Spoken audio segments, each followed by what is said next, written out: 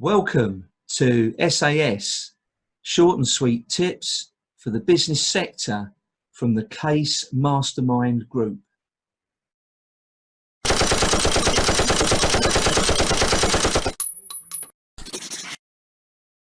Sure. So my first tip is around advertising.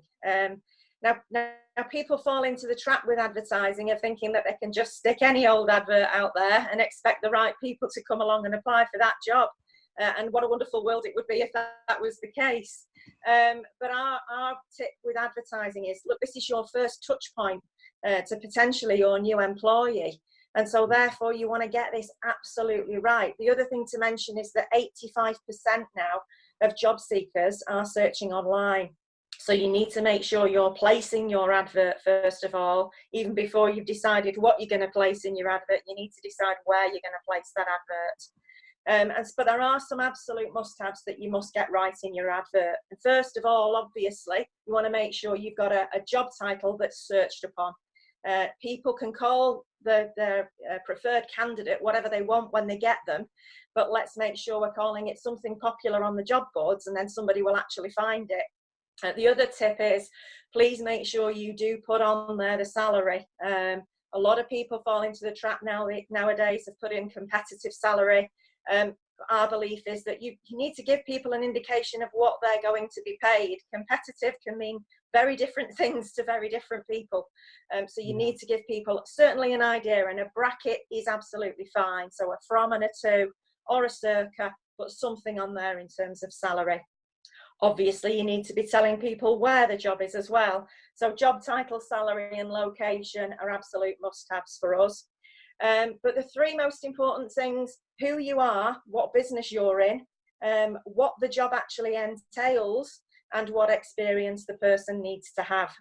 Those are the three things. Those are the three paragraphs that we always have in our adverts. Something else that we always have in our adverts as well are personal characteristics. So what's the style of the person going to be that's going to be able to do this job? You can have the best CV in the world with the best skill set, but if your values and your working style and your personality doesn't match that of the organisation, and vice versa actually, then it's a complete waste of time. Yeah. And actually statistics do now show that when people are having to be gotten rid of, or you're having to terminate someone's employment, it's usually because of fit and because of culture mismatch. And so therefore you need to be thinking about that when you are approaching any kind of recruitment, and certainly from your adverts perspective. Advertise for those as well. We call them ideal skills and qualities. You can call them whatever you want. You can call them personal characteristics, but make sure you put those in the advert as well. Yeah, sure. Okay. So being very clear, very specific, and that's really good. There's a lot of things that people miss off, isn't there? There are a lot of things that people miss off, and there are a lot of things that people do as well, which is around too much technical jargon. What you have to remember is you're competing on an online job board with hundreds of other vacancies that look and sound very similar to yours. And so what you're trying to do here is you're trying to make your advert stand out from the rest. And so therefore it needs to be very clear, it needs to be very concise, and the candidates need to be able to find the information they're looking for very quickly.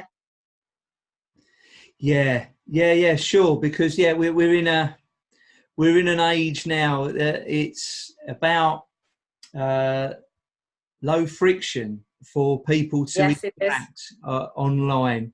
It's about ease of access, and almost as soon as something becomes anything other than completely simple, people just switch off and move on, don't they? It's become people will just absolutely. Candidates particularly are becoming very, very picky. They've got their pick of the crop now with online job boards and with roles that will be very similar to yours. And so if you miss off any of that stuff that I've just mentioned, the likelihood is that a candidate will just move on and go on to the next vacancy that's far more easier to read than yours. Yes. Yeah, no, very true indeed. Very true indeed. So what would you sum up for advertising for people then? Be clear. give candidates the information that they want, and that needs to be clear, and it needs to be concise, and it needs to be easy to read. Put yourself in the perspective of the candidate, and just try and think what you're looking for. If you're looking for something on the net, you want it to be easy to understand and clear and concise. Yeah, sure. And I like that.